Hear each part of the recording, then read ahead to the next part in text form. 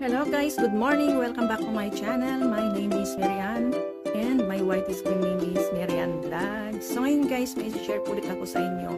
Ang i-share ko sa inyo ay kung paano po mag-change ng default browser sa ating Android phone. Karaniwang ginagamit po nating browser sa ating mga cellphone ay Chrome.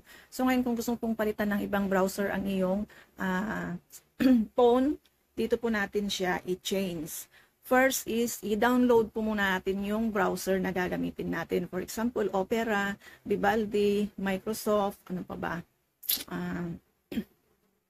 Basta maraming browser po. Then, pumunta po tayo sa, so ang gagawin po natin is pumunta po tayo sa settings ng ating cellphone.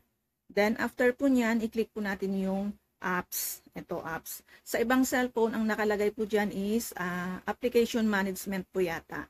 Then, i-click po natin yan.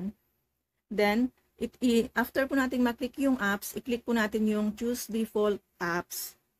Then, after nyan, lalabas po yung mga default apps natin. So, i-click po natin yung browser.